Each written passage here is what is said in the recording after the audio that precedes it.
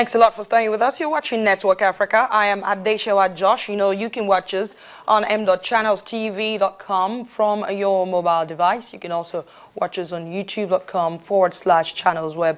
And for our viewers outside West Africa, you can watch us on m.channelstv.com from your mobile device. We advise you to download the Channels TV app for Android, iOS, and Windows phones from their respective stores.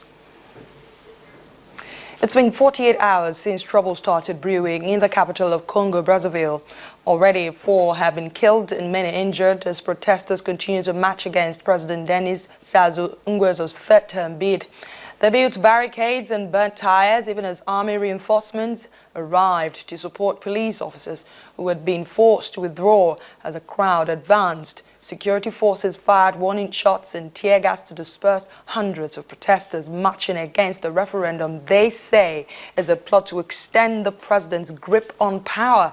President Denis Sassou Nguesso's critics accuse him of seeking to use a referendum on Sunday, this very Sunday, on whether to lift a limit on the number of terms a president can serve to extend his rule ahead of an election next year. Joining me now is Amel Ziga.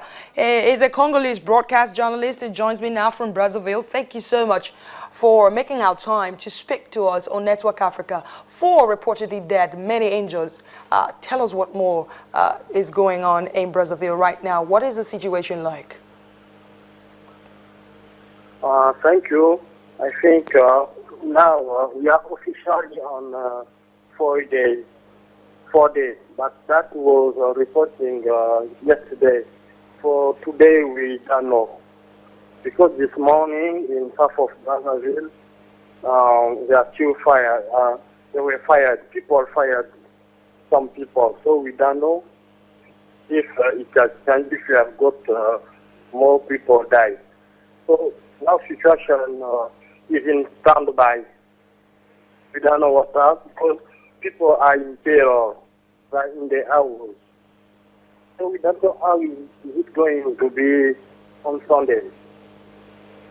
Now, President Denis Sassou Nguesso's critics are accusing him of seeking to use Sunday's referendum to extend his term in office. What are you hearing from the government side? Yeah, that is what the opposition is saying. But in the government side, they are not talking about a new term of Denis Sassou Nguesso. They are just talking about a referendum for this Sunday. So we don't know what will be happen after the referendum. So it's remaining a big question.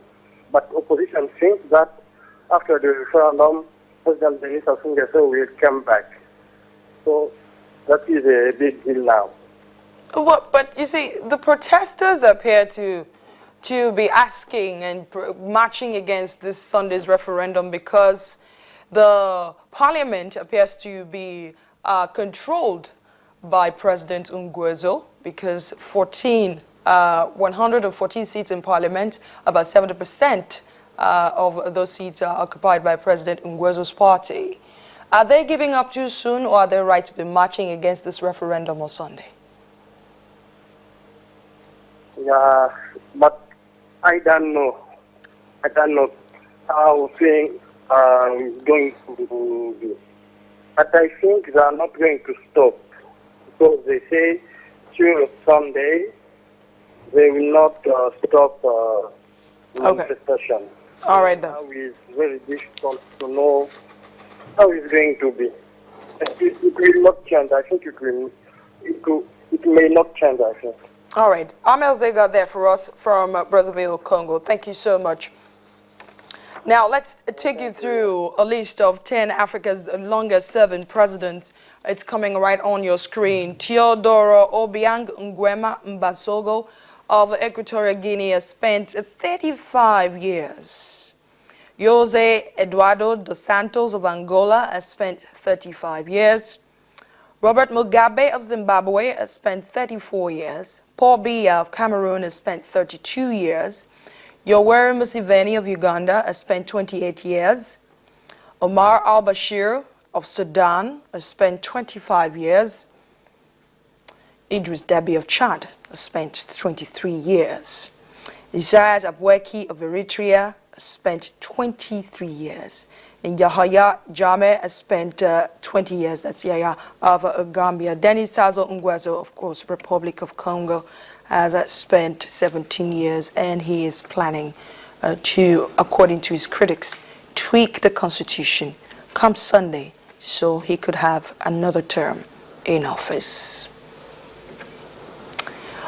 About 700 Al-Shabaab recruits have laid down their arms as they relinquish their membership of the militant group to return to Kenya. But the question is Kenya ready to receive these ex-militants? A report by the International Organization for Migration has warned that Kenya's failure to reintegrate the returnees may lead to further radicalization. Somalia's Islamist Al-Shabaab militants are believed to be recruiting heavily in neighboring northeastern Kenya. Kenya has seen a series of militant attacks, with one at a university earlier this year, which killed 148 people.